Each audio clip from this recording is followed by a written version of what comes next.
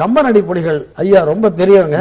அவர் தான் என்ன அவர் உண்மையை சொல்ல போனா கண்ணதாசனை கவியரங்க மேடை ஏத்துறதுக்கே கண்ணதாசனுக்கு உரையினர் அவரு சினிமாக்காரங்களா அப்படின்னு சொன்னவர். அவர் கண்ணதாசனையும் மேடையில ஏத்தினார், என்னையும் ஏத்தினார். அவர் யாரையும் சினிமாக்காரங்களை மேடையிலேயே ஏற விடாதவர். நான் எல்லாம் வந்ததுக்கு அப்புறம் தமிழ்நாட்டில் உள்ள அத்தனை கவியரங்கங்களை நீங்க தலைமை வைக்கணும், ஒரு ரவுண்ட் எனக்காக வரணும் நீங்க அப்படின்னு அப்பப்ப லெட்டர் எழுதுவார். இப்படி பெரிய மகா பெரிய அறிவாளிகளுடைய வாழ்த்துக்களை அங்க அடையிறதுனாலதான் என்ன ஒருத்தர் கேட்டார், நீங்க தப்பா எடுத்துக்காதீங்க, கவியரங்க மேடை எல்லாம் தமிழை எவ்வளவு சிறப்பா பாடுறியா, சினிமாவில கொச்சையா பாட்டு எழுதுறியான்னு சொன்னாங்க. நான் கொஞ்சம் அரகண்டாவே அதுக்கு பதில் சொன்னேன். நான் சினிமாவில விட்டறியும் எலும்புக்கு வாலாட்டும் நாய், கவியரங்கத்துல வண்ணமொழி பிள்ளைக்கு தாலாட்டும் தாய்ன்னு சொன்னேன். நான் சொல்ல வர்றது புரிஞ்சா? இது 10 பேருடைய திருப்திக்காக செய்யற காரியம், ஆத்ம திருப்தி.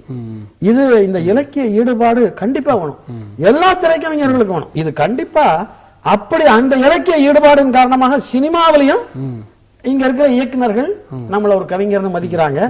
வெளியே போனாலும் வெறும் சினிமா கவிஞர் மட்டும் இல்ல, என்றால் ஒரு இலக்கிய ஈடுபாடு உள்ளவன் இலக்கியவாதி அப்படின்னு. அதனால இது ஒரு நாணயத்தின் இரு பக்கம் போல. இந்த பக்கம் எம்ஜிஆர் இருக்கிறச்சே நான் ஒரு வாட்டி சொன்னேன், அண்ணா நான் 2 தமிழ் வச்சிருக்கிறேன், ஒன்னு கற்பனை தமிழ், ஒன்னு விற்பனை தமிழ். விற்பனை தமிழ் கோடம்பாக்கத்துக்கு, கற்பனை தமிழ் கவியரங்கத்துக்கு. ஒரு நாணயத்தினுடைய இருபுறம் இது.